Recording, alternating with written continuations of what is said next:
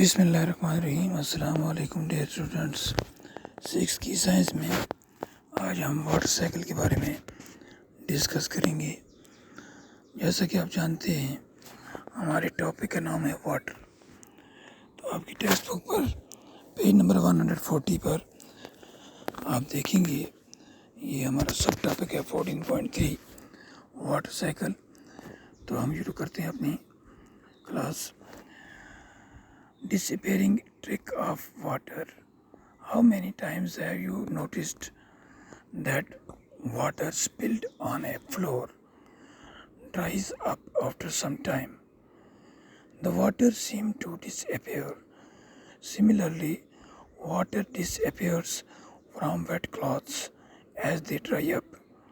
Water from wet roads, rooftops, and a few other places also disappears after the rains. Where does this water go? Do you remember activity 6 in chapter 5, in which water with salt dissolved in it was heated? What did we find? The water evaporated and the salt was left behind. This activity gives us an idea that on heating, water changes into its vapor.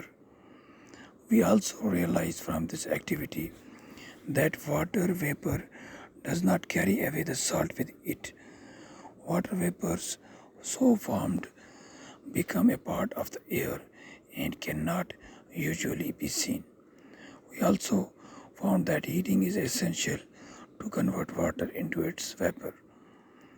However, we have seen that water changes into its vapor also from the fields, roads, rooftops, and other land areas. We also discussed in chapter 5 that to obtain salt, water from the sea is left in shallow pits to let the water evaporate. From where does this water get the heat it needs to evaporate? Let's find out. So dear students, ہم water cycle کے بارے میں discuss کر رہے ہیں۔ آپ نے دیکھا ہوگا کہ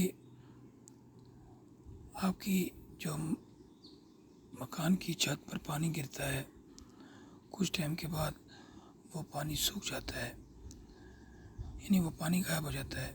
اسی طرح آپ نے دیکھا ہوگا، آپ دیکھتے ہیں روزانہ ہم کپڑے دھوتے ہیں اور ان کو سکھانے کے لیے چھوڑ دیتے ہیں دھوپ میں، تو 1-2 گھنٹے کے بعد ان کپڑوں میں پانی بالکل غائب ہو چکا ہوتا ہے۔ وہ پانی کہاں جاتا ہے؟ اصل میں کیا ہوتا ہے کہ یہ جو پانی ہوتا ہے یہ ویپر بن کر، یعنی بخارات بن کر ہوا میں اڑ جاتا ہے۔ تو اسی طرح جب بارش ہوتی ہے، آپ دیکھتے ہیں سڑکوں پر بارش کا پانی جمع رہتا ہے، یا روف ٹاپس پر جن مکانوں کی چھتیں جو ہیں جن پر ٹین نہیں لگایا ہوتا ہے، اوپر سلاب پر آپ دیکھتے ہیں پانی جمع رہتا ہے۔ اسی طرح کھیتوں وغیرہ میں، سڑک کے آس پاس جہاں بھی آپ دیکھیں پانی جمع ہوتا ہے تھوڑا تھوڑا، تو کچھ ٹائم کے بعد وہ پانی پھر غائب ہو جاتا ہے۔ وہ پانی کہاں جاتا ہے؟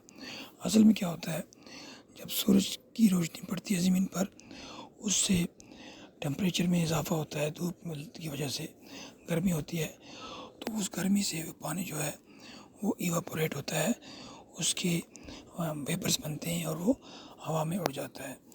تو چیپٹر 5 میں آپ کو یاد ہوگا ہم نے ایک ایکٹیویٹی کی تھی۔ اس ایکٹیویٹی میں ہم نے پانی میں کچھ سالٹ ڈیزالو کیا تھا اور پھر اس کو ہم نے ہیٹ کیا تھا۔ اس کے بعد کیا ہوا تھا آپ کو یاد ہوگا کہ پانی جو ہے اس برتن سے جس میں ہم نے اس کو ہیٹ کیا تھا، وہ آہستہ آہستہ ویپورائز ہو کر وہ اڑ گیا اور وہاں پر صرف سالٹ باقی رہ گیا تھا۔ تو اس ایکٹیویٹی سے ہمیں یہ آئیڈیا ملتا ہے کہ ہیٹ کرنے پر پانی ویپر میں تبدیل ہو جاتا ہے، بخارات میں تبدیل ہو جاتا ہے۔ اور وہاں سے ہم نے یہ بھی سیکھا تھا اس ایکٹیویٹی سے کہ پانی کے ویپرز بنتے ہیں، لیکن وہ اپنے ساتھ سالٹ کے جو مالیکیولز ہوتے ہیں ان کو ساتھ نہیں لے جاتے۔ سالٹ جو ہے وہ وہیں پر رہتا ہے. تو اب یہ جو واٹر ویپرز بنتے ہیں ہیٹنگ پر پانی سے، یہ پھر ہوا کا حصہ بن جاتے ہیں، ایئر کا حصہ بن جاتے ہیں، اور یہ اکثر ہمیں دیکھنے میں نہیں ملتے، دیکھے نہیں جا سکتے ہیں. اور ہم یہ بھی دیکھتے ہیں کہ یعنی پانی کو ویپرز، ہم نے یہ بھی سیکھا تھا کہ پانی کو ویپرز میں تبدیل کرنے کے لیے ہیٹ کی بہت ضرورت ہے.